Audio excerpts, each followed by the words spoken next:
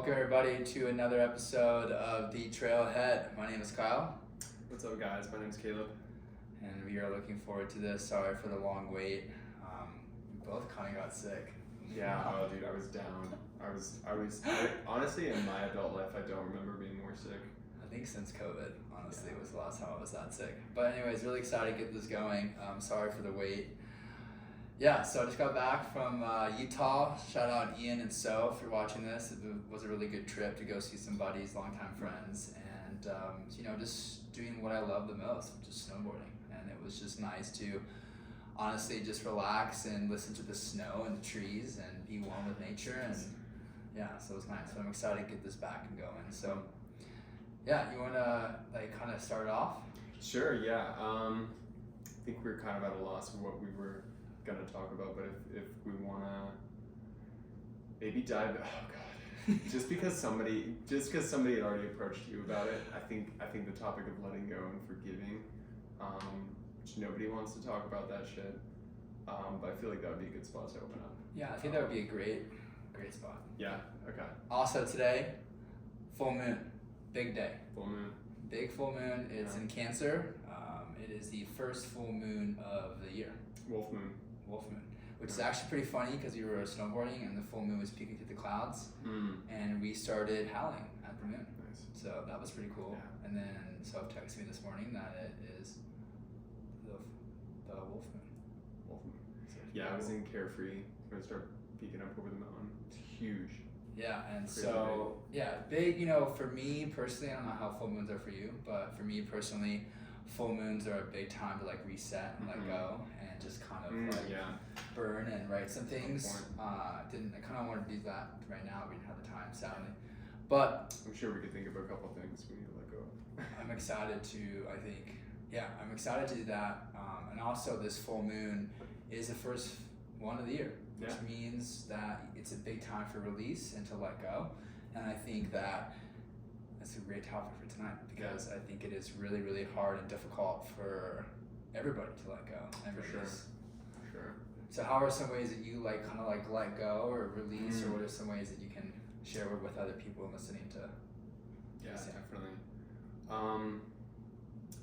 Yeah, you know what? I was getting with ChatGPT today, just questions on self-awareness, and the third thing that came up, it was what's something that you're holding on to that you still haven't and immediately my brain goes to high school scenarios, just bullshit from so long ago that's still tumbling in there, that hasn't been felt to its full capacity, that hasn't been acknowledged and just watched and appreciated for what it was and how impactful it was. So it's kind of a trip because it doesn't take long to think of something that probably shouldn't be there anymore, that you're I should probably let go of that. But at the same time, it's what does that mean? What does it mean to let go of something? And you could mentally articulate a million different reasons of what that process can mean to you. But I think ultimately, if you're talking about the mechanism of letting go, it's allowing something to be completely felt so that it can leave our space. And when those things bubble up, and especially during meditation, if you ever just sit quietly in your breath for 30 minutes, then that stuff comes to the surface, and that's usually the time where you remember you have to put something on your calendar, or you just fucking have to get up and start cooking or something. It just hits you and you're oh dude, no. Should have something in the oven. Yeah. You know what, I'm late for work at the ice rink. And there's just a million other things that you'd rather be doing than sitting with and facing that shit. And what happened to me, I recently went to go spend time with my mom, and the stuff that was coming up was and I was just no, I'm not gonna leave, I'm not gonna distract myself, I'm not gonna be a dick, I'm not gonna be confrontational, but these are all the old patterns and all the old triggers of childhood that are still coming up. And I'm 30 years old talking to my mom, and I'm so frustrated and triggered, until I reached this point where I went and meditated, and it felt like all the pieces of this machine were just opened up, and I'm looking inside all this bullshit, and I'm rewriting my blueprint right now. I could see inside, I could feel these triggers, I could see it all laid out in front of me, and I could just close it and walk away or I could just choose to be with it. And you don't have to be in that shit forever. Like, I think the process of going into it, feeling it, and allowing that experience to completely wash over you is intense, but it does not last forever. And it's very much like it'll find you in this full capacity, which absolutely feels like you're gonna die, and then it's gone. And I think the act of surrendering and really letting go is allowing what's there to be there long enough to be transmuted. And then that's the mechanism of letting go. It's like you have to allow it to be there, make peace with it, relax into it, and then just trust that it's not gonna last forever. I think that's the hardest thing to do, is like to know it's not gonna last forever. And also to like fully let go. You know, I truly think that that's something that I've been really working on, is like my heart chakra, and like just to fully open up my heart again and to like let go. Yeah. And it's not easy. You know, I think how you said triggers, for me, like my biggest trigger is my father, and has always been. You know, and like it's really difficult to let that go, right? And I feel like when he calls, I would just be picking up a drink, because I had so much anxiety and so much I wanted to say.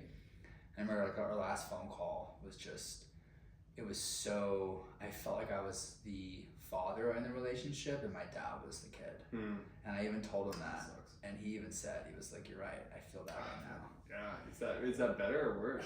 Like, what's that? I don't know. Really helping you. But for me, I think I wrote him a letter for those of you that don't know. I've been struggling probably my whole life with my father. It's something that has really, as a kid, I think we don't really understand. We think it's us, right? And we blame everyone, especially ourselves, but not the one that's right in front of you, right? Like we just like, it's everyone else's fault. You know what I mean? And when it's your father, it's not their fault, right? It's your fault. And I feel like when my parents got divorced, it was really hard for me to understand and not blame myself, right? And I think as I've gotten older, it took me a solid 24 years to realize it wasn't me, it was him. But up until 24 years old, I truly thought it was me, right? And there was a time when I saw him. I've seen my dad like 7 times in 18 years. There was one time I'll never forget, at the airport, I'm coming down the escalator, and he always wore these like old man Morel shoes. And I was coming down and I saw him, and dude, I could have walked right by him, Caleb, and he would not have known it was me. And that feeling like of just so much abandonment was so hurtful. Like seriously, I could have walked right by him. Yes, I was chubby, and yes, I had gained a lot of weight, and I was going through my own shit as a kid, like we all do, but I just couldn't believe it, right? And so here it is, so many years, nothing has changed, you know? And then I saw him at 24, and I was like, you know, if I'm gonna reopen my life up to you, then, you know, you need to show me why. Because at 24 years old, excuse me, like I've moved on, right? Like I've moved on from my relationship with you, and nothing changed. So here I'm at 28, and I'm like, you know what, Dad, this is it. This is it. I'm not, you know, I wrote him a letter, and I basically sent it to him. There was so much I wanted to say, but how do you say it? Right? Like it's a waste of your breath. It's a waste of your time. He's not gonna understand. It's him. It's not me, right? And I feel like there's so many people listening. Like someone reached out to me and asked, like, how do you forgive when someone has hurt you so bad, right? Like I had suicidal thoughts as a kid, all the time. I was bullied. I was like, you know, he just threw ahead. It like how we were talking about earlier today. It'd be easier if the person would just say peace and never talk to you again and just leave than this continuous, oh, I'm going to show up, or this and this and this, and then never show up.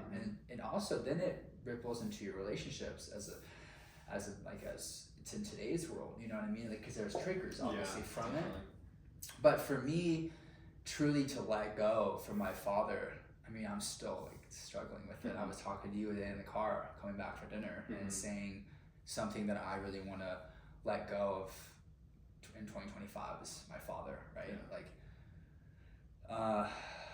the thought of him makes me get emotional, of him not being at my wedding one day and walking down and seeing my wife and hopefully my kids and then my dad not there. It really hurts. But at the end of the day, if someone is not, Like if someone is not bettering you in your life Mhm. and is being a trigger or is not getting you anywhere in your life, then they shouldn't be a part of it, Totally. right? At the end of the day, Yeah. they shouldn't. Like Mhm. why let someone in so many times that Sure. has constantly let you down? Yeah. And my therapist said a while ago, which I shout out Ben, he said how he said let go. Like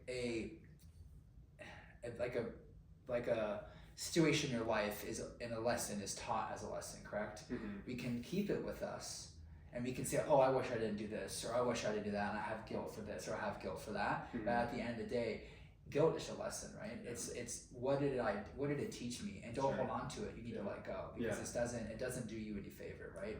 It doesn't do me any favor to say, oh well, my dad did this for me. Mhm. I'm going to be the same father. Sure. That's the bad way to look at it. That's not the way to the good way to look at it. So I think this full moon Mhm. is really, for me personally, is letting go of my past, Mhm. who I used to be. You know, like Kyle, who I was a year ago, Mhm. who isn't sitting in front of you, right? Yeah. But maybe other people still think I'm that Mhm. Kyle. You know, and that's an everyday life, man. And Sure. I think that's a whole other thing we talked about today was Mhm. not letting other people's views of us affect us. Mhm. But that's so difficult. Easier said than done, yeah. And I think the power of influence and just like my anticipated like what I think other people's opinions or perception of me can be so heavy that I start to act in, and you really got to catch yourself to not act in a way that other people expect you because their expectations on that. It's, I wonder, like David Hawking's Pathway to Surrender, he says like sometimes expressing how you feel isn't even the healthiest thing, because a lot of times you have to get to that juncture where you're asking yourself, is it more important to hold on to this and to find meaning and to fight it, or to choose peace?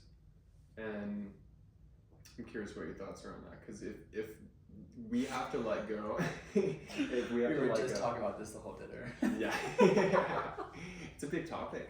But if we have to let go of our expectations of whether or not somebody's going to show up in the way that we want them to, or choose peace to like let go of the idea of them being anything other than another person in our life, and maybe a distant person in our life,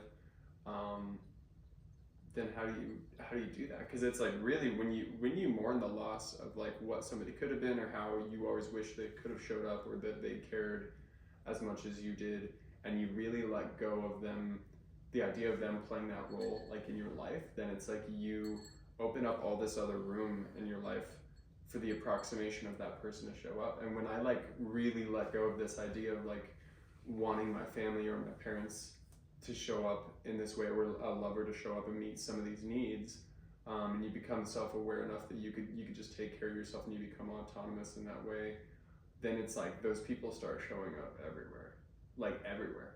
And you're like, oh, this is fucking cool. Like this person is naturally just affectionate, and they want to show up and treat you in that way. And it's like you created space for all these people to show up by letting go of the people that you wanted to show up that weren't.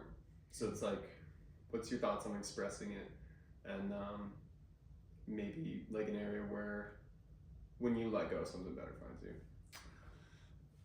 I think in every relationship, I think it's hard, but at the same time, it's you need to let go, right? Yeah. Like you need, in order to go to your next step or your next life, you need to let go either the old Kyle, your old relationship, Yeah. whatever it is, an old friendship, an old parent, or whatever that situation may be for that specific person. Mm-hmm. I think if you don't let go, it can bring all that tenfold for the next person, right? Yeah. And at the end of the day, you date somebody, they're not your ex. Yeah. They're not the person that you first, Yeah. your last relationship was, right? Yeah. You're like, they're a total different person. Yeah. And if you bring, like, for instance, give you an example, if your ex-girlfriend cheated on me, right? Or like my ex-girlfriend cheated on me, if I bring that into my relationship, my new person, like my new person I'm dating, and I always just worried about them cheating on me, what is that going to do for that person, right? For sure. That's not going to help them. It's not going to help the situation. Definitely. It's not going to help anything. I'm a new person. They're a new person. Yeah. Whatever the situation is, it needs to be a clean slate. Yeah. That's really hard though. It's a lot easier than said than done, right? Have you been cheated on? I think so. I'm pretty sure. We Pretty probably sure. all have in, Yeah. in some way, and it sucks. Yeah. It doesn't feel good. But at the end of the day, I think that it's important to let go. I think it's important So to sit in your stuff, and also like for full moons. That's why I love full moons, especially new moons. Is to write down everything that you want to bring in for new moons, right? And I want to bring in this. I want to bring in that. And how you said, if you ask, man, it comes. Yeah. And it comes quick. Yeah. And You're so really you better be ready. Careful what you ask. Yeah, be careful what you ask for, because it's coming. Yeah. And I think growing up in Sedona, though, it really has opened our eyes up to being spiritual. For sure. And the whole spiritual supermarket. it's here. Yeah. If you want it. Yeah. Right? Totally. And I've seen Sedona spit you out, and I've seen Sedona spit bring you in. Yeah. And I've seen it firsthand. People Yeah. who shouldn't be here aren't here anymore. Yeah. There you go. And they are gone. Yeah. And they're not coming back. Yeah. And so I think, if you ask for it, you need to be ready. And I think, for me personally, like a relationship has been something that I really want, right? I feel like I'm ready for at this point in my life. A year ago, I would have told you absolutely not. Yeah. And I'm sorry for the people that I used to date and the way that I used to be, because it wasn't pretty. It wasn't me. It wasn't really Kyle. Yeah. And it sucks, right? That's a huge thing that I'm trying to let go of. It's like I for wasn't sure. perfect, For right? sure. None of us are. Relationships are some of the hardest lessons. Like Hard, when you right? have to reflect on what a piece of shit you were to somebody. Yeah, straight up. That's really hard. And No, straight up. but to look at it and to reconcile it and to be like, cool, like that's specifically because I was entitled, or I was fearful because I didn't want to be cheated on, or because I was afraid of, it felt insignificant or insecure or something. Controlling, like, dude, I see situations where I was crazy controlling, and because I was insecure, and I'm like, it's such disgusting behavior. So to kind of have to like look at your own shit and not blame and project of like, well, I was controlling because I've been hurt, and not justifying it, but looking at how shitty we could all act. Is my favorite line, like that the ego is the voice of the inner child, and it's like, if you start to look at people, and I don't think it's like a negative lens to look at people like children. I really do think it's like one of the most helpful ways to see the humanness in other people, and just that we're all the same, and we're all trying to meet the same basic needs to feel significant, to feel love and connection, to feel like we matter, and to see how that plays out in our adult life is like across the board the same in everybody. We all have a need, to get security, just to feel everything. It's like the uncertainty is probably the most valuable thing we have, though. Like, I think going into the world and being able to trust that things are going to work out, and just kind of like always practicing letting go of the fear of your needs not being met on some level, makes you able to show up for other people in a way that's like, it's so adult 101. It's like, we have to be able to trust that the world is going to provide, and be willing to work for it enough so that we could put our needs second. And that's like what makes us good friends and partners and sons and everything. Like, it's letting go of the uncertainty that we live in a really, really unpredictable world that doesn't fucking make sense most of the time. Yeah, and that's okay. It's crazy.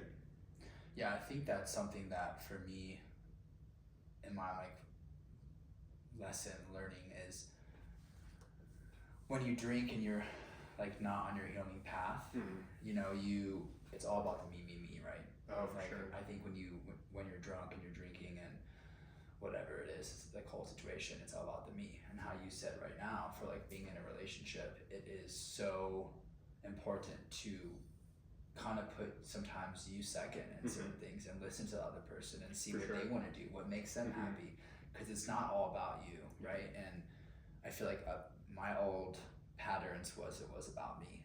For sure. Like what I wanted to do, where I wanted to go eat, kind of like I took the reins and like, we're going. And if you're coming with me, or I'm gonna go alone. Yeah. And that's like not healthy. And of course we could talk about all day about things that we did, right? And the ways that we were not a good boyfriend or a good partner or a good friend. Yeah. You know what I mean? Well, what did you find? What was your realization when you're like, okay, I'm fucking selfish, and where did it start to feel good to be able to tend to other people's needs and be selfless in that way? I think when I really got on my healing journey, I think it was for sure when I quit drinking, right? Like I had that whole journey, and I think just sitting in my shit. I think I ran for so long, bro. You know, like I've been smoking weed since I was 16, bro. You know, I started drinking when I was like a senior in high school, and like we partied hard, right? And I feel like it was so, and then I went to college and I was in a fraternity, and I just felt like it was so, I guess like it was so normal, right? To just smoke, right? And we were talking about this in the last podcast, like there's a dispensary at every corner, there's a liquor store at every corner. Yeah. So like why wouldn't you? For sure. No. Yeah. Right? So I think for me was just numbing all the time, and I think it was easier to numb than to sit in my shit at the end of the day. Yeah. And it's a pattern that I've been doing since I was little. Yeah. And then a big pattern has been for me was when shit gets tough, I run.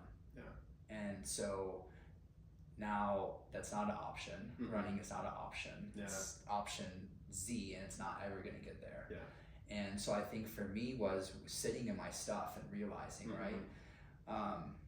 Some of the steps in the program are like, for instance, is reaching out to people and saying sorry. Like I've reached out to some of my ex relationships and have talked to them, and some reached back out and some didn't. Yeah. And I totally respect, but obviously some of them not reaching out. Yeah. I'm a different person at the end of the day, Caleb, and that's all that really matters. I know who I am as a man, and how I walk this earth every single day now, and every step that I take. A year ago, I couldn't tell you that. Yeah. I couldn't tell you what counts I walk in that door. Yeah. And I it's was sad. pleasantly surprised because I don't think we had I think like several years had gone by and we hadn't connected. And when you did reach out and we did talk the first few times, I was like, holy shit! Like just the transformation that you underwent was really cool, and the self awareness, some of the virtues that you've cultivated since are astronomical. It's really crazy to see from the outside. It's really wild. It was really hard, bro. Like I'm not gonna sit here and like lie to everybody. Like it was I had to pick myself up from the fucking ground, and the ground was 100 feet below. Yeah. Like it was every single day I felt depressed, man. I was drinking. I was in a terrible headspace. Yeah. Some of it I was suicidal. Like I felt like I was just like, when you get in that spiral, bro, and then you start picking up a drink and you just spiral tenfold, and it's not pretty, and you're going fast. Yeah. And for everyone out there who's trying to think about being sober or picks up a drink to numb, it's a fucking really scary spiral. Yeah. And let me tell you, like it gets quick and it gets scary. And I tell friends who I've talked to, and I'm like, hey, look, but at the end of the day, no one's gonna fucking save you, bro. Yeah. No one. Yeah. And I had a friend who I went camping with a while ago, and we were all hanging out, and she asked me, and she asked me about my sobriety and my path, and she said that her brother was an alcoholic and was drinking, and what advice could I give her to like talk to him about? And I looked at her and I said, you want my honest advice? And she said, of course. And I said, honestly, nothing. Really what you can do is you can pray every day, or give good vibes, send energy, whatever your pathway of sending good energy to somebody is, that's all you can do. Yeah. Because at the end of the day, bro, it had to be me. Yeah, for sure. It had to be me picking myself up and saying, I can't do this anymore. Yeah. Excuse me, I won't be here if I keep going. Yeah. And if I am here, it's not going to be a pretty Kyle. Yeah. So, that was a big, for me, was, I think, just not running anymore. And being so ready to not have the life that I feel like I was having and going for so long. Yeah, I think so many people ask me about psychedelics, and they're like, how was ayahuasca, or how is this and how's that? And the appeal with the psychedelics, don't get me wrong, I think every psychedelic journey I've been on has been really transformational, but the amount of work that actually comes with it is so much too, and opening so many doors. Like, you have to be responsible for everything that it opens up to, and So a lot of times I'm like, I don't know, like, do you meditate daily? Like, because there's so many things that we can do to cultivate inner peace and bring about big transformations in our life that start with like just stop avoiding what you're feeling. First of all, like we're really meant to feel and experience this whole range of human experiences, and if your daily practice level is like, I'm going to drink at the end of the day to numb, to take the edge off, or whatever you call it. Like, I don't think the whole point is like demonizing alcohol, but at the same time, if you're regularly practicing avoidance, then ayahuasca is not going to help you. It's like, it could be wildly profound, but chances are it's gonna fucking rock you for a while, and you're gonna have to piece yourself back together, and you're gonna have to get to the same critical junction of, are you gonna take the same path and go back to avoidance? Are you gonna regularly ignore stuff that's coming up and all the signatures in the body, and like choose the same level of I see the hard work in front of me, I'm gonna go this way and just circumvent it? Like, because really what psychedelics are offering you is a state of heightened awareness that it's not gonna like magically come to you just by tripping a few times, and then like you still have to do the work. You still have to decide like, okay, I'm gonna sit with this stuff. And if you don't already practice meditation like on a regular basis, it's so fucking nice. It's like exfoliating your soul every single day. Like just sitting down and breathing, and if it's 10 minutes or if it's an hour, just sitting and deciding to not get up, not be fidgety, not put on music, just put your phone on airplane mode and sit down and breathe, and just focusing on your breath. And if you did that for 10 minutes every single day, or like 10 minutes when you wake up and 10 minutes before you go to sleep, like the level of transformation that comes with just breathing, and how quick things come to the surface to be transmuted, and how fast things come into your awareness to be felt and dismissed and like actually acknowledged, is so much more profound than any psychedelic journey I've been on. Like, no matter how intense and how beautiful and how fucking wildly phenomenal the visuals were, and like what I learned and what I took away from it, it's like cultivating dependable parts of yourself through just daily breath work is more profound than any of those things for me. And I would never take back any of those journeys. At the same time, like, honestly, if I was talking to somebody that was like an experienced psychonaut and I was telling them I had the same problems, and they're like, oh, it sounds like you need to meditate, then I would be like, what are you talking about? Like, that's not it at all. Like, I want to get blasted into some fucking other dimension and talk to some alien about our quarrels as a human. Like, I'm interested in going that distance. Then it's like, just start by breathing. Like, just do the hard thing that's like committing to a daily discipline, and make yourself sit down and focus on your breath every day. And that it's so profound. The changes that brings about, I think, is so much more beneficial than trying to take that fast path. And I think that is, everybody takes a fast path. Oh yeah. Like, I want to burn like 40 pounds. Like, what's that new drug everyone's taking? The injection? Yeah, or different. The people who are like a Do diabetic anything kid. but running. Yeah. Fucking Like, anything but running. I'm gonna get ripped. And it's like, that Yeah. SpongeBob episode when they like start pumping up there. That's what I think. But Yeah. I mean, I think, and that could be I'm not here to judge. For me, I feel the same way. Like, it's, why can't I have it now? For sure. And we were literally today, we were just talking about at dinner. Why is it that with so much so like we were talking about how sobriety can be really lonely. Like, for my own journey has been really lonely. I'm not gonna lie to you. For sure. It's been, sometimes I've been in places where I just go back, like I'm at a friend's house and everyone's partying around me, and it's time to go to bed, and I'm just laying there and I'm like crying because it's so lonely. Yeah. Like, I feel at a place, I feel like I'm the only one not drinking. I feel like I'm the only one that's sitting there kind of like thinking, why me? Yeah. And it's so easy just to be like, okay, hey bro, pass me in, right? I'll fit in. Like let's party, right? Yeah. But then what's gonna happen after? You Mm-hmm. know, like I've worked too hard to be there. For but sure. It is lonely, bro. Like I feel like, and I called you on my trip, like when I was in Turkey. Like I loved it, bro. I loved being out there. It was amazing to see my friends, but it was a non-stop party, and they literally smoked, bro, like a pack of cigarettes at dinner. Yeah. I've never smoked a cigarette, but it was a lot. Yeah. And alcohol, and it's just a part of life, bro. I love it. I love seeing my friends out there, but the culture is very different than us, right? They drink vodka and they hang out and they drink for 4 hours and they go to dinner, and then they go out till 5 a.m. and I was sober. So like doing it was lonely, bro. And I feel like it's hard to, you can get into, like for other people on their sobriety journey or listening to this, it can get really lonely, I'm not gonna lie to you, because it really is. Like you kind of do feel like you're the only one. Everyone else around you is doing it. Everyone else our age is drinking and smoking and going out. Like if you want to go hang out with your friend or go on a date, 99% of the time you're like, oh, you want to go go get a cocktail, or you want to go hit a brewery.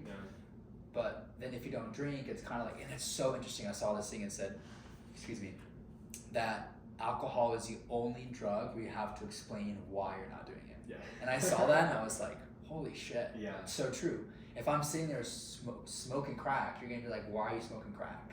But if I don't want to drink, you're gonna be like, why are you not drinking? Like, what? You're not drinking? Yeah. Like, it's just like, it's weird. But if you're smoking crack, you're gonna be like, oh, you're like, whoa, bro. Yeah, like, for sure. You know what I mean? It's very certain. I had to explain. And the funniest thing was when I started my healing, like, and sobriety journey, was people would ask me, oh, you don't drink? Do you have a problem?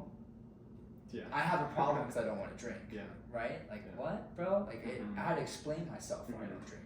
It doesn't agree with me. Yeah. Or I don't want it right now. I'm on a cleanse. Yeah. Whatever the fuck it may be, why are you fucking asking me why I don't drink? I don't drink. Yeah. Do you drink? I think a lot of times because it triggers the reason why they do drink. Yeah, it makes them look at their shit. Yeah, and it's like, we're trying to have fun. Like, don't make me look at my shit. Like, I'm just trying to numb, bro. You want to join? I'm just trying to numb right now. Like, don't pull me into your healing bullshit. What do you think you've gained from feeling your own center and that level of loneliness? Because I'm sure there's something to be taken away from, like, I feel fucking so alone because I'm not participating in this game where everybody casually numbs, or they could be incredibly high functioning, like, you know, and have a great relationship with substances and drugs and alcohol, and they don't always avoid their own bullshit. So maybe they're very emotionally adept and they do have a good head on their shoulders, and they do choose to drink, and that's their prerogative. But what do you think you've gained from the loneliness and that kind of reflection, where you're willing to, like, be alone, and be the only one not participating because there's something that you want so much on the other side of sobriety? What do you think has come of that for you? I've gained my life. Yeah. You know, that's like first, and I've also gained mad amount of self-confidence. Nice. Like I feel like you feel more confident from not drinking. 100%. Yeah. I used to feel, this is so true, I'm sure everyone can feel this way. You go to a bar, there's a cute girl. If you're sober, or even karaoke, you go, oh, I'm gonna go sing karaoke. 99% isn't gonna come out of my mouth, and I'm sure anyone listening to this, oh bro, I'm not going up there until I have like 9 drinks. Yeah. You know, or I'm blacked out, Yeah. and then I'm going up and singing karaoke. Yo, I'll go up there sober now. Like, really? fuck it, I'm gonna go sing 21 Questions by 50 Cent, I'm going up there and singing, you know? Like, I have a lot more confidence, and I don't need to have alcohol to have fun anymore. I felt like I had to, right? I had to go to happy hour or go out with my friends or go snowboarding. Snowboarding for me, when I was starting to be sober, I told Kimberly, my acupuncturist, the number one thing that's going to be my trigger that I'm going to have to see how I do not drinking is snowboarding. Yeah. And that's going to be like for me, my number one most important thing is to go snowboarding and not drink, right? Yeah. And for me, when I first went snowboarding, I literally brought NA beers because I felt like I had to fit in again, right? I brought like a Heineken and said, oh, I need to hang out, and I sitting there in my friend's truck drinking an NA beer. Yeah.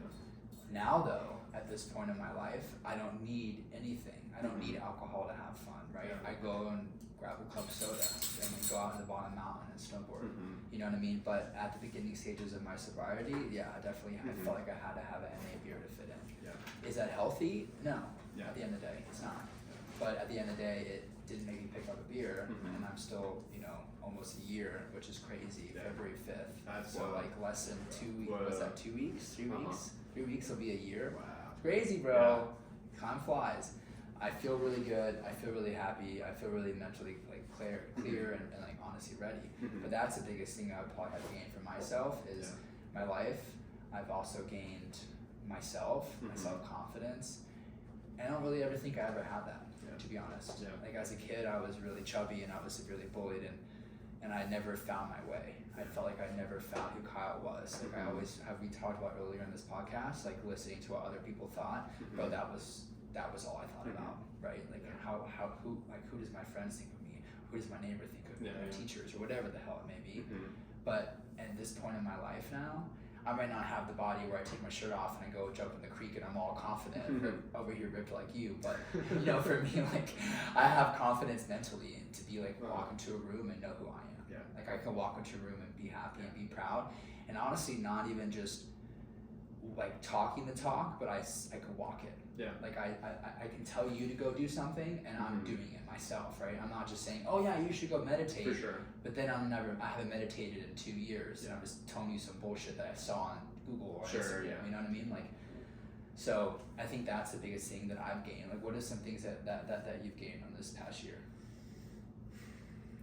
I think just the magnifying glass of looking at avoidance in general, resistance, and then judging yourself. Like that was the big thing with Joe Dispenza's. He's like when you really brainstorm and get some clarity on like who this person is that you're trying to conjure up, that you want to become, then you're hit with like all the judgment and the programming and the resistance about like who you are and all the things that are holding you back, and it's like just constant shadow work, and not to be like woo Sedona. I mean like very like Carl Jung like looking at the darker tendencies of human nature and seeing where we sabotage ourselves and where we fuck ourselves up because we're so wrapped in old beliefs and programs from childhood and the emotional baggage of the times that you've tried and failed, or you got rejected by that chick, or something happened that experience kind of stuck with you and you never let go of it. And so I think like a lot of the self-judgment, resistance and avoidance, and then honestly like a lot of stupid attachments. It's like there's a lot of habits and tendencies that we just, and not to call it stupid, but like we learn to seek comfort and to meet our needs in silly ways that are like it's really not going to help you at the end of the day. It's like if it makes you comfortable, fine, but like you don't do like amazing shit when you're comfortable. Like that's just the truth. Like we have to find the edges of where we're super uncomfortable, and if that's speaking in front of an audience, then it's like that's probably exactly where you need to start. And like by the time I finished school, I would fail a project because I didn't want to get up and speak in front of other people because I had so many shit experiences where I would be embarrassed and I didn't want to be in front of other people, to where the physiological response to speaking in front of people was so fight or flight that I could like hear my heartbeat in my throat, and it was like so loud and just so much tunnel vision that I shied away from that energy. And I had to, like, I went to Toastmasters for like years, to where I was like writing like 10 to 12 minute speeches, and then I'd practice, dozens of times in front of a camera, and then I'd force myself to go up. And if there was like a bunch of extra people in the class, or we're in San Diego, or there's like, there's like 20, 30 people listening, it was like I would go into a tunnel, whereas like my body was literally in fight or flight, and I'd just force myself to go do that over and over again because I had to rewrite that. Like I couldn't be trapped behind the bars of that resistance anymore. I couldn't be like afraid to just speak in front of people. There's 8 billion people on the planet, and I don't want to carry social anxiety with me everywhere I fucking go. Like it was so dominating. So going to that edge of resistance experiencing that fear and transforming it, it wasn't easy, and a lot of times, like, you make an ass of yourself. But it's a lot better to embarrass yourself and to push past that comfort zone than it is to like accept that as one of your boundaries. It's like, that fucking sucks. Like, nobody wants to be like, yeah, that's definitely a limit of mine, or that's like an area of my life that I just can't get past because it's uncomfortable. It's like, so fucking what? So it's like everything else. Everything's hard. Everything's uncomfortable. Life isn't fair. So you could leave it at that, and that's who you could be when you're on your deathbed. You could be like that person that just didn't do things that made them uncomfortable. Fine. But chances are that's not who you want to be.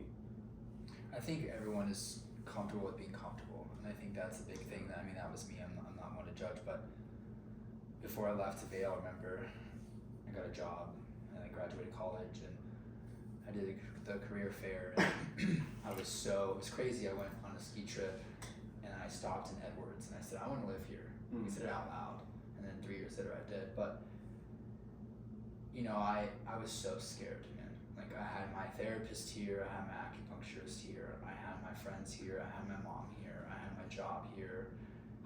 Like, I felt so comfortable, right? And I was so scared to be uncomfortable. Yeah. I was moving with a lady in Vail. I found a place that was 55, like 60 years old. I wasn't gonna be friends with her and go out hang out with her. Sure. So I was gonna have to like find friends. I wasn't going to move. I didn't know a single person, right? And I remember every single day before I left, I remember laying in bed and like just tearing up before I left, being like so fucking scared, like so scared. Yeah. Like, what's gonna happen? Am I gonna make it?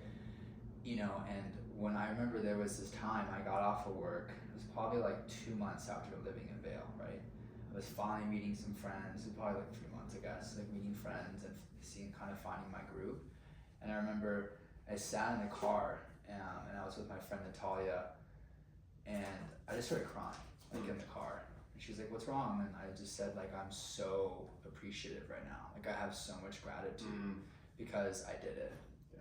And she's like, you need to be proud. And I said, I feel really proud, right? Like, I was giving her right after work, and she like was a friend of mine, and she was just like, I'm so proud of you. But in that moment, I just had so much gratitude for, like, I did it, right? And I think that was the biggest thing that made me feel when I first came home to Sedona, was like, shit, I'm going back to being comfortable. Yeah. There was so many like old patterns and thoughts, and it didn't do me any good to think all that, because here I am sitting in front of you saying that moving back to Sedona was the best thing that's ever happened to me in my life. Like, I feel a whole new person. I feel that it's given me the chance to heal, to be around Kimberly, my acupuncturist, and be here in therapy. But it was a different mentality than I ever had before. I'm ready now. I want to work. I want to get to it. I want to change my life. Like, here I am a year sober almost. I'm still grinding. Like, I want to find my best self and be my best self, right? And a lot of that is having the time that Sedona does, is it like gives you that time to, Oh yeah. And yeah, when moving home, it was super scary. Like, I signed a lease. I said to my mom was asking me to move back to help her out at the restaurant. But also, you guys know, my family owns a restaurant out here, and her body's given up. She has arthritis, and she basically needed help. So we're best friends. My mom solely raised me. My dad was never in the picture. And so I felt like I had to do it, right, as a duty. So I came back and was like, I'm gonna come back for 6 months till you find another manager, till you find somebody, and then I'm gonna go back to Colorado or go into my next spot. And here I am 2.5 years later, and it's been the best thing that's ever happened to me, like I just said. Yeah. But a lot of shit happened in those 2 years. I lost myself. I lost almost everything. Like, I feel like moving home, it was just everything I didn't want it to be, right? But at the end of the time, Ben said, my therapist, he said, if you hadn't gone through all those things, would you be where you are today? Yeah. I wouldn't. If I didn't have all those moments and everything that I had to dig myself up, I wouldn't have a backbone that I have now. I wouldn't be able to have this podcast and sit in front of people and tell people how to help them, or give them ideas on what I did, or have come over this hill. But I did. Yeah. And if I would have stayed in Vail, who would have known what would have happened, right? I Mhm. was still drinking, I was partying, I was, you know, like it was fun, but Yeah. then I go to work, like Mhm. here I am, like I come home, I hang out with my animals, and I snowboard, and I go on trips as much as I can, and I try to like live my life, you know, happily. I don't like spend my happiness Mhm. as much as I can at the bar Yeah. or going out and doing whatever I used to do, Mhm. you know. And for me, I've really helped find myself, but it hasn't been easy, and Yeah. I think if I was comfortable and if I never even moved to Vail, bro, I wouldn't trade those years for anything, but I Mhm. wouldn't be who I am today, Yeah, right? Like totally. you need to get out of your comfort zone and you need to kind of get uncomfortable. I was Mhm. having lunch with my really good friend Alvin a while ago, years ago, and he said that he loves to be uncomfortable, and I said, what do you mean by that? How you just said is he said, I don't really like fighting. Well, now he does jiu-jitsu. He like loves it. You know, he's like, he could never see him talking in front of people, he Mhm. said. And here he goes and signs him up for a improv comedy set. Nuh-uh. He's never done it before. He said it was scary how good it went. That's awesome. That like he's like, you have to make yourself uncomfortable. And I remember sitting across from him being like, oh, that's not me. Yeah. Like when I was having lunch, I'm like, hey, bro, I want to be comfortable. I don't know what the Yeah. fuck you're talking about, but like, it's true. If you're not comfortable, if you're not uncomfortable, you're not doing it right, Yeah. right? And I think it's really interesting because we both grew up here in this Mhm. town, and we're both like, you're leaving, I already left, but it's interesting how many people get stuck here Mhm. and they have never experienced the world. Sure. They haven't left. Yeah. Like you've left, I've left, Mhm. right? They've never traveled. They've never left the country. Yeah. It's something I don't when know. I left too, my car broke down in another state. It wasn't. And then it you're wasn't like, like that. It wasn't that voluntary. I left for 3 years because my car engine seized up in Colorado. It's a great place to be. It's great. No, it was fun. I wouldn't take it back. I'm curious too though. How do you celebrate now? If sobriety and like alcohol isn't part of the picture anymore, and you do hit a milestone, you're just like, fuck yeah. Like how do you celebrate? So when Kimberly was here, I was doing esoteric acupuncture every 3 months. So every quarter, basically esoteric acupuncture she described it as DMT without the DMT. Mm-hmm. And the first experience I had was nuts, bro. Like, I think I've told you about it. Like, my grandparents were there. They died before I was born. My grandmother died when I was 6 months. They told her she had 6 weeks. She lived 4 months. I saw her. She was saying things that I didn't even know. My grandfather was holding a cigar, and my grandfather always smoked cigars. I never saw a picture with him with a cigar. I was telling my mom that she started bawling. It was crazy. I had a crazy experience. I saw Tyler, who had just passed, my best friend growing up from leukemia. He was there. Yeah. George, my ex-girlfriend's dad, who I was very close with, was there. Yeah. All this crazy stuff happened. James, and then also a lot of people who were a really big moment of my life.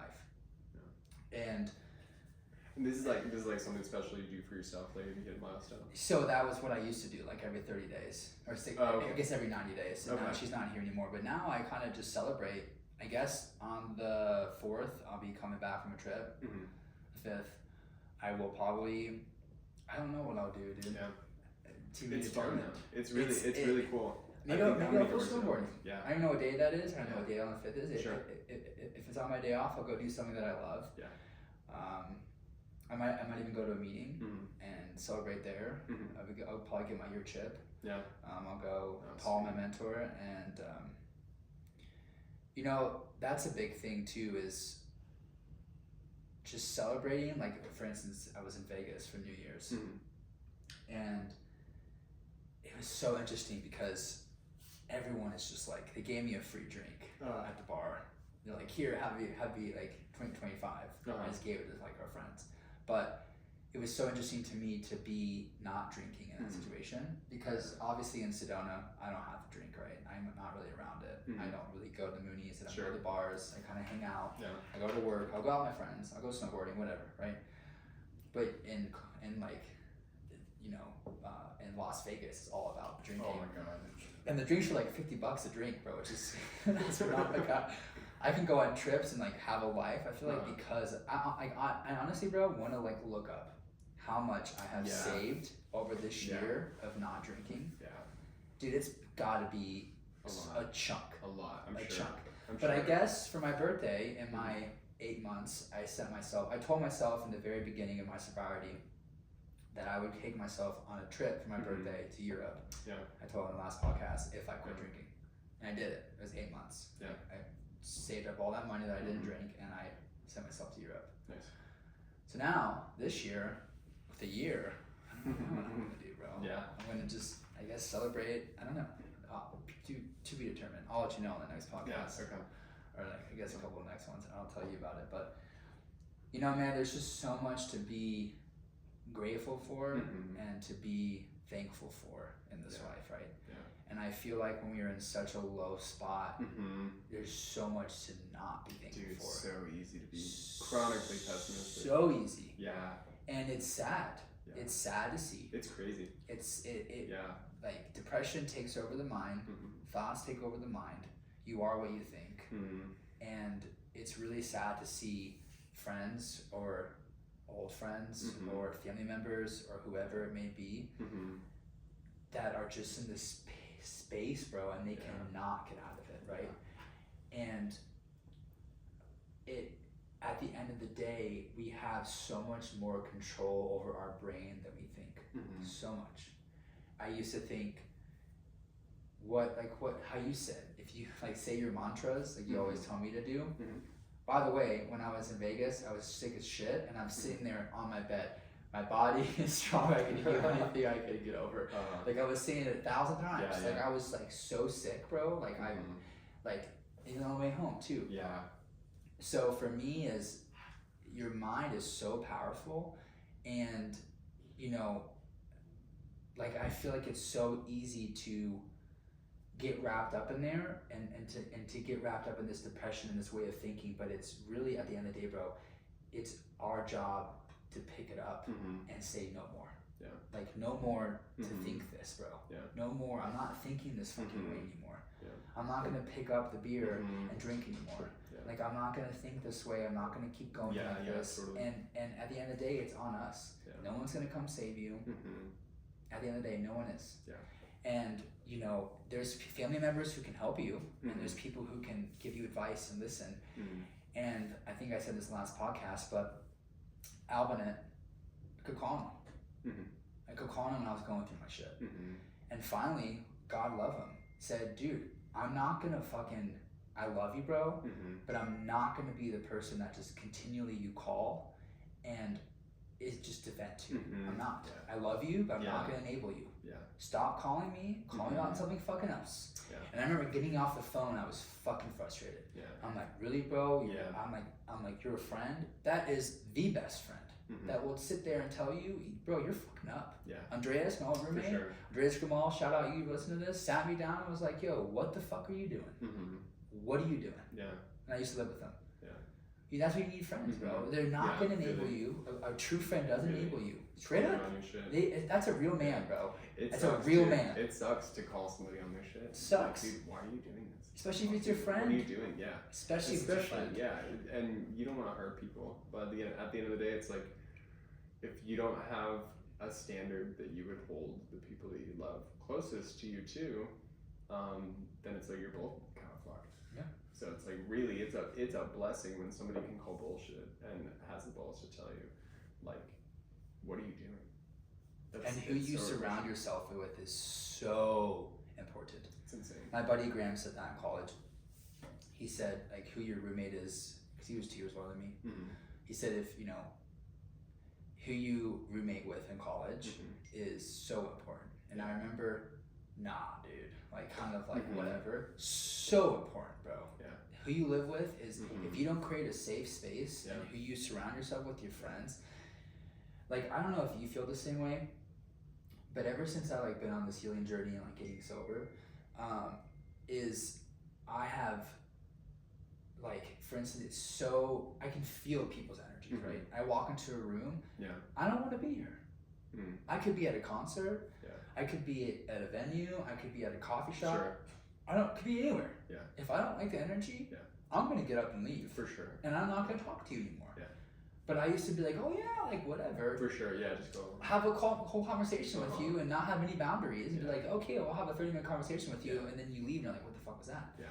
but you exchange energies. Mhm. And especially, I think we talked about this earlier today, is when you have sex with somebody, Oh my god. you completely exchange energies. Mhm. And when I was a kid in like Yeah. high school and college, whatever, Yeah. you know, like I'm down. But Yeah. now as I've gotten older, Uh-huh. I'm not gonna Yeah. exchange energies with Yeah, you. I'm not. It's weird how particular I've gotten because I feel like I used to absolutely just be a dog, and now and now it's like, Capital D. dude, it's so easy to like just be like, no, just no.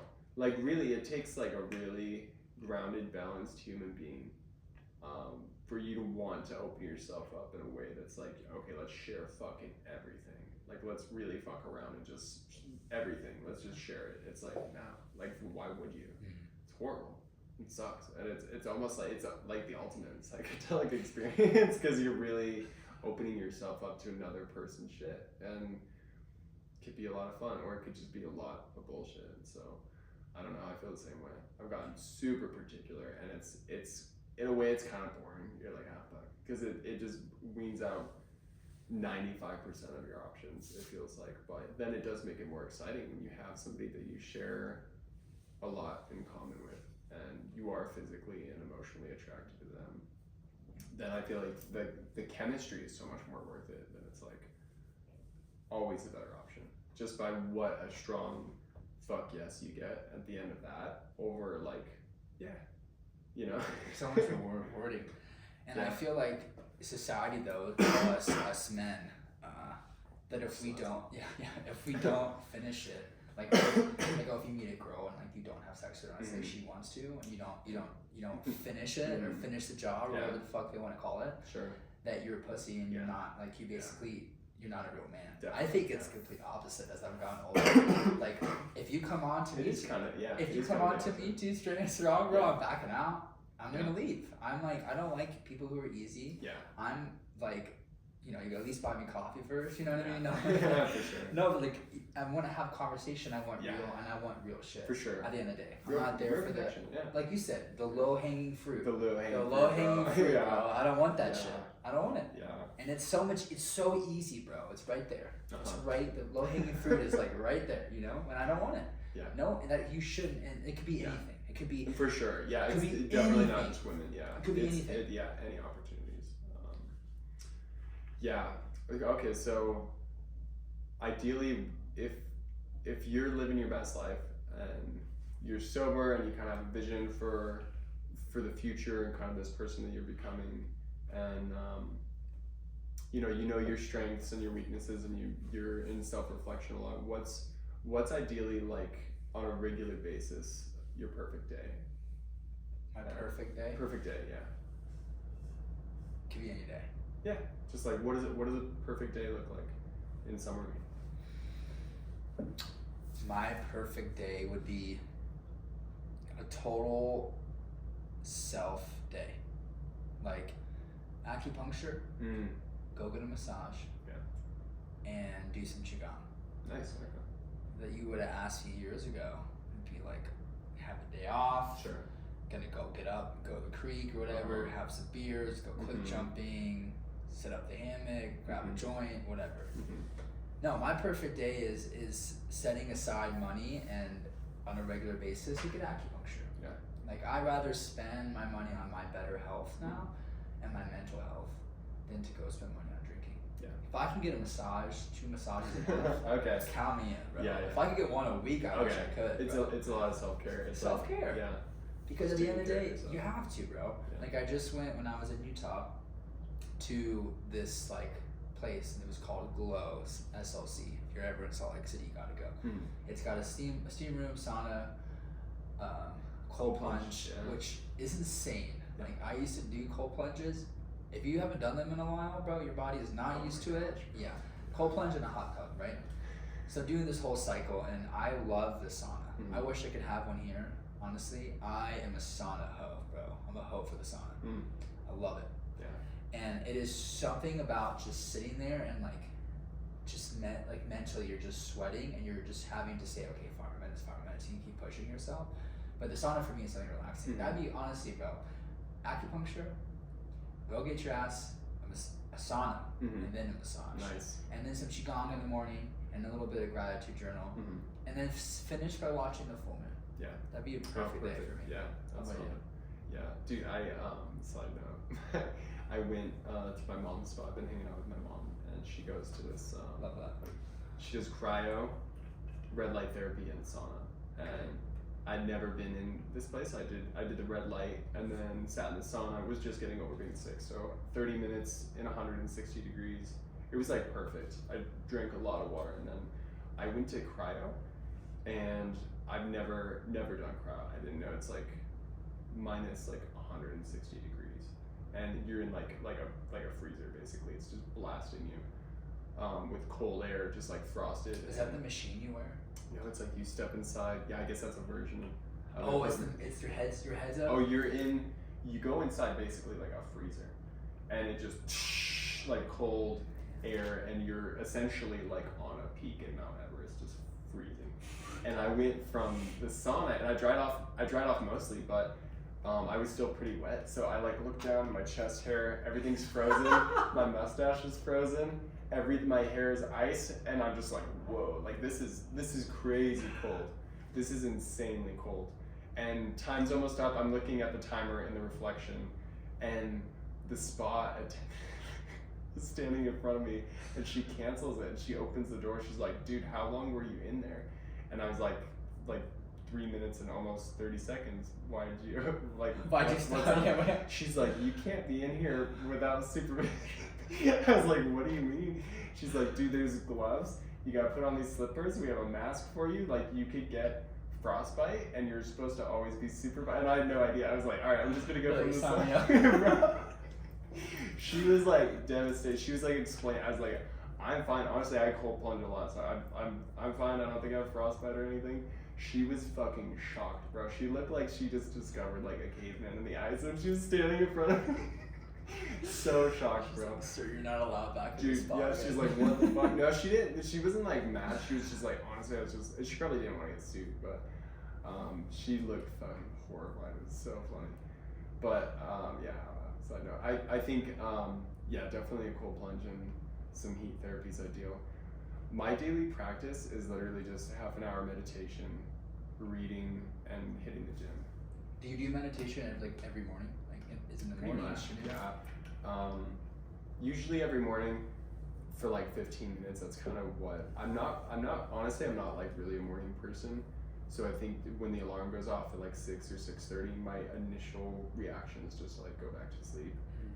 So I have to kind of like open the blinds, you know, start some tea or whatever, just something to get some kind of momentum. And breath work has been the go-to. So it's like, yeah, if I could just sit up and start breathing and energize my body to get a little get out of the sleep inertia and just get some morning hormones moving, then I feel like I can start my day. But it's usually like 15 minutes of breath work, and then I'll go to the gym, and then I'll do some reading, and then if I have time, then I'll sit down and do like a full 30 minutes of just breathing. And then I feel like I am completely set up for like all the minutiae of life. Like then you could start laundry, you could start scheduling your day. If you have a shift, then you could get ready. So whatever the day is ahead of you, then at least you have like that's like kind of the self-care and the maintenance for the mind and the body to kind of energize yourself and get the momentum for the day. So any day where it's like I'm committed and can execute that daily practice in the morning, excuse me, that's like the perfect day. And then, you know, if you do have more free time, you could sauna and stuff or do some self-care stuff. But it is like really self-care oriented for me, like to hit the gym and to be able to do some breath work and pick up a book afterwards. Like that's perfect. Like that's a perfect day for me. What's your favorite book, or what's a book that you've learned or done reading that's really changed your life? I mean, there's so many. If you could give like one book to somebody watching this right now to read. Yeah. There's a book by Perry Wood, and I think it's called The Secrets of a People Whisperer, and he's like a horse trainer.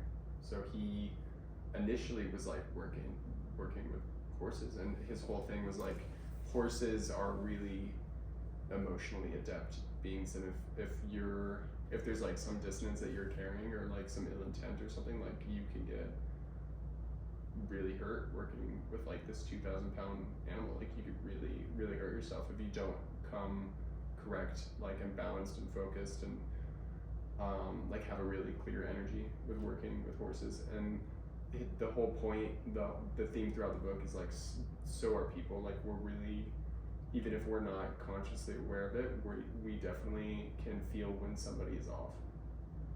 And if somebody's intention is self-motivated for gain or for profit or manipulation or something, like we have an innate sense to just like not fucking like somebody. So it's really about like cleaning up your own energy and being able to approach people from a really authentic space and build relationships and trust with authenticity. And that book alone, I think, in terms of like the emotional intelligence and relating well to other people, is like pure gold. Like so profound, the lessons in that book. And it is a fun read. It's just like a really well written book. So I'll have to check it out. number one. Yeah. Mine is like School of Greatness, probably, from Lewis Howes. Yeah. Love that book. It's epic. It's epic. Yeah. Yeah, I really like his podcast. I need to get his level. Hopefully one day. School of Greatness. Yeah. Yeah. I love Lewis Howes. I just love the way the people he has on. Actually, this book right here, Chatter, is Ethan Cross, is the guy he had on. I loved his episode. Mm-hmm. It's about chatter in the brain and how we control it and how why it's there. Yeah. Powerful podcast. Have you read it yet? I've read some of it. I need to finish it. Sure. But it's really, really interesting. Yeah. Really good. Yeah. And it just explains, like, it's not, like how some books can be so scientific. It's Mhm. not really scientific. It's scientific, but it's not like, it's crazy. Mm-hmm. But I really enjoyed his podcast.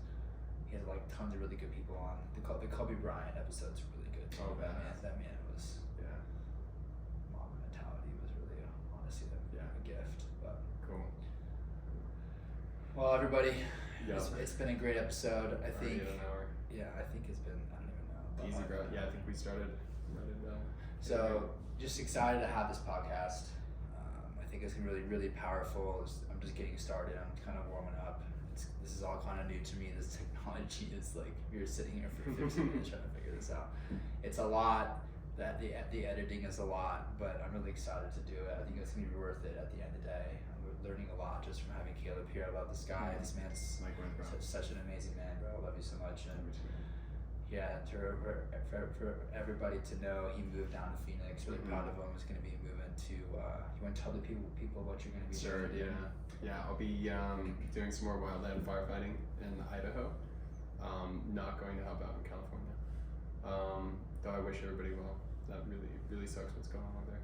But right now I'm just spending some time reconnecting with my mom, and then I'll go see my brother in San Diego, and then I'm off to Idaho. So just a lot of kind of bouncing around for the first few months of the year, and got some work down in Arcadia. So we're just kind of cruising, just hurry up and wait. And it's a really fun chapter right now, just in transition and back to like the angst of just doing something new. I had so much angst about leaving here, leaving Sedona, leaving the comfort of like the old job, and like just going to do something new again, and something that had like a lot of uncertainty around it too. So really happy to be doing it. Definitely kicked my ass as far as like pulling me out of my comfort zone, and obviously just like losing you as a roommate, because not Christians though.